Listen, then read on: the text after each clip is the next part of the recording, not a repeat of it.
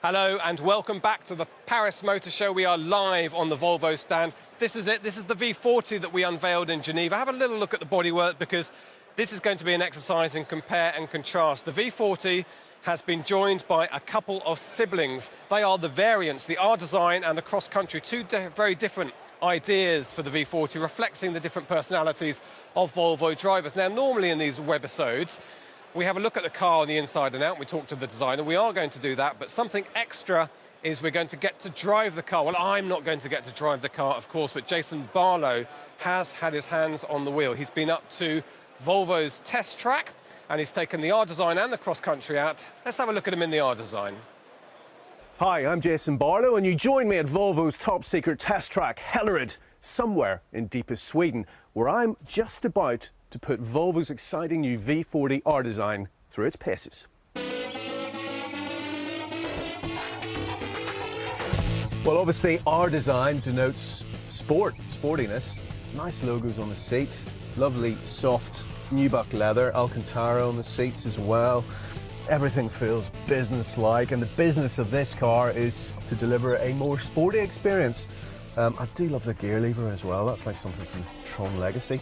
It's the only car I've ever driven that actually has a go faster stripe on the centre console. I mean, that's very cool.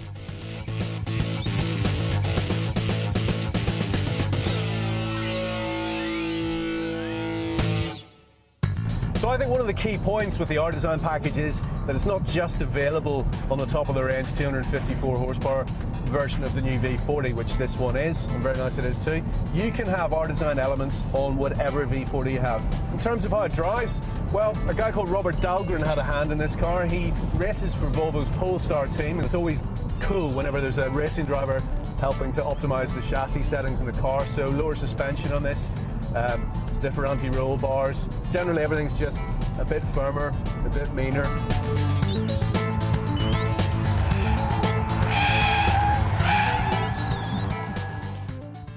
Rebel blue paintwork in this version. 6 other exterior colours are available. That is actually my favourite. Love it.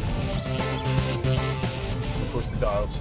You can go elegant, eco or performance.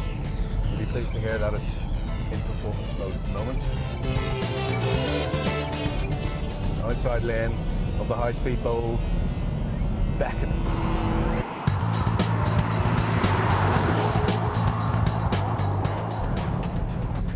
Hands off the wheel, look at that.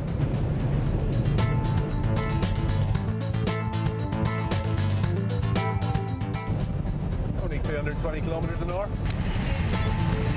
Come on. Hello. And it feels businesslike and sporty. I just think it's a cool car. You driving around in circles could be quite so much fun. And I'm an R Design kind of person, gotta be honest.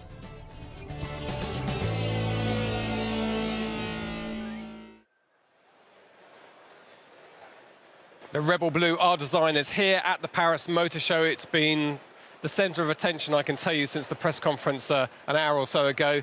And guess who's here? He's the man who ripped it around the test track. It's Jason Barlow himself. We can't get you away from this new car. It's a lot cooler in Gothenburg than it is in Paris Yeah, today. it's warm here, isn't it? You had fun. Jason, let me ask you, we heard your thoughts about the car. A general question. What are Volvo doing here? Well, a big trend at the moment, especially at the high end, the premium sector, is individualization, personalization. I think Volvo, what's really interesting is this is a volume manufacturer taking those trends into a bigger market. So, you know, the V40 is all about which V40 is you. And I like this one, Rebel Blue, bit sporty. Yep. Well, I've never sat in a car before that has a go faster stripe on the dashboard. Yeah. And you referenced Tron Legacy, I noticed in your good little film report. Nicely produced. And you're such a geek, it wasn't just Tron, it was a specific film. Tron, yeah, well, I know the guy who did all the production design on that. Okay, now you're showing off. This is the R Design thing, the alloy wheels. You know, this car is full of lovely detailing. You know, it looks great outside, and you get in it, feels good. And as I said, there's a go faster stripe inside. Brilliant. Jason, thank you so much for joining us. You're going to join us again in an hour's time. We're going to talk about the other one. Very quickly, I want to have a quick chat with Susanna. So, Dragon, be careful you don't fall off the edge here. We're hoping to give you a nice, good look at the car as we come round. Susanna, we've seen the outside of this car, this baby of yours, very sporty, reflecting some of your customers' desires. Yeah. That's the idea, isn't it? Yeah, it is. I mean, we have customers that would like to be unique. They are extrovert, and they are very into sporty details of the cars. And the inside's quite something as well, isn't it? Yeah, it is. It is a completely black inside, and that is very much what the customer would like to see. Yeah. Just point out a couple of things for me. The alloy wheels look spectacular. Yeah. They are 18-inch, and they are in a diamond cut version. And it is optional. So for this car, it is 17-inch, which is standard then. So this is an option. And you can see that this sits a little bit lower, I mean, certainly than the cross-country we're going to look at later. And Exactly. It's not just the trim, is it? There is a fundamental difference. Yeah, it is. But this car is also equipped with a sport chassis, and that is lowered 10 millimeters. So. Okay, well, it looks terrific. Susanna, thank you so much indeed for joining us. We're going to leave you with a little loop around as we have a look at the car. In an hour's time, we will have a close look at the cross-country, and it's been a very interesting experience seeing one car with the different variants and the way that they are reflecting the personality of Volvo customers. Join us in an hour's time.